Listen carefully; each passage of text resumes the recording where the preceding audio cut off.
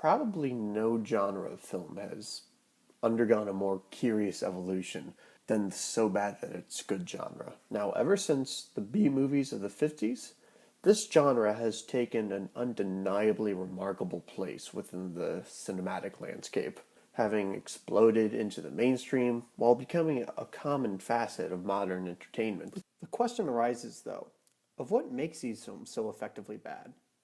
What keeps bringing audiences back to them despite the infinite amount of entertainment right at our own fingertips? We don't need bad films. We have good films, great films. So what can these films offer us that those can't? Not only that, but where do we draw the line between a film that's so bad that it's good to one that's just bad? Where's the cultural appreciation for Jaws the Revenge or The Last Airbender? Why can't these films enjoy the same fate? They're certainly not worse than the more celebrated bad films, not in any objective sense. Sometimes they can even showcase some level of competency, if only on a technical capacity. So what really separates these types of bad films? And what artistic value does the so bad that it's good genre really bring? The common thread between these so bad that they're good films is the simple fact that they don't know that they're bad. They have dramatic ambitions, which they pursue sincerely, and they're so focused on completing those artistic visions that they are unaware of the actual product that's being created. These films present ridiculous, often bizarre moments, and then it asks the audience to take them seriously. Every component of these films is designed to lend themselves a sense of gravitas and weight, often without any sense of restraint or subtlety. Just look at how Tommy Wiseau screams here. Misguided is the key word here. These films are driven by passion and are an attempt to realize a wholly artistic vision. These efforts, however sincere they may be, are bogged down by cinematic ineptitude, and that's where these films find their charm. But how does intent play into just bad films? What these films have in common is that they're commodities and they treat themselves as such. Their only endeavor is a financial one. And there's no aesthetic value, intentional or otherwise, in these films because that's not what these films are being driven by.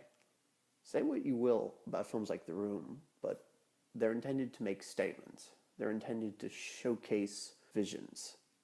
It's not made for any financial success. So, because of that, audiences simply don't find anything worth discussing or anything worth evaluating in these films because the only response that these films are designed to provoke is a financial one. Good bad films attempt to engage their audiences in a sincere fashion. They reflect a serious effort to craft an artistic vision. Just bad films, however, don't operate on such a level and often depend on cliches to tell their story. First Gotham, and then the world! Distancing the audiences as a result, leaving them unengaged with the material. Good bad films have a dramatic flair that plays out with conviction, while just bad films either approach the material with a tongue-in-cheek atmosphere or plain dull resignation. Comedies are the most egregious example of this, as they rely on lazy, obnoxious humor that fails to resonate with audiences for the simple fact that audiences can't find amusement at a material that tries and fails to be funny. Plus, the more playful the film's attitude, the more passive it appears to its own material, alienating viewers from the experience. However, if there should be one saving grace for the just bad film, it would be that generally they are made with higher levels of technical competency. Generally. Say what you will about Catwoman, but that film doesn't have metal plates on a string being passed off as flying saucers. That's the thing about just bad films. Maybe nobody wanted to show up to work, but at least they all knew how to do their jobs. So they could at least be appreciated on that level, right? Well, actually, this is only to a just bad film's disadvantage, and it only leaves audiences more unsatisfied with their experience. The respectable production quality only adds to the impression that these films are products, and it only serves to scrub away any charm that these films could have had. Good bad films are celebrated for their incompetence, and it fascinates audiences as much as it amuses them. Going back to Plan 9 for a moment, that film might have prospered with a higher budget in a technical fashion, but its appeal would be hindered, for it's in these moments where Plan 9 finds its edge, where it gains a sense of identity, and it becomes a unique experience.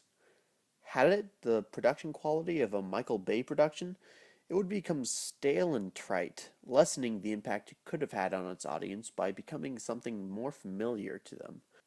The odd, even bizarre nature of these films is what separates accidental genius from fatal mediocrity.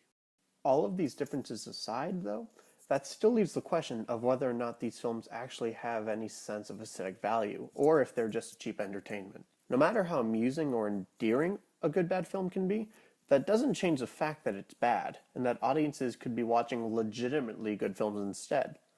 The truth is, though, that these films do help to define our sense of aesthetics, not despite their failures, but because of them. Due to their ambitious yet misguided efforts, these good bad films bear almost an inversion of aesthetic values. They reflect artistic merit through their failures, and enhance our aesthetic judgment as a result. There's as much to learn from failures as there are successes, and films like The Room enhance our aesthetic judgment through its artistic blunders by showcasing the difference between art and failure, which sharpens our ability to distinguish between this You're tearing me apart! and this. You're tearing me apart, Lisa! The reason a just bad film doesn't bear such aesthetic value is due to its dispassionate and thoughtless nature. These films don't fail to live up to any artistic standard because they aren't designed to, so they don't provide any insight through their failures. Good bad films are inherently failures, but artistic failures. These films are failures to learn by as much as they are to appreciate, and just as you can't have light without darkness, you can't have the birds without Birdemic.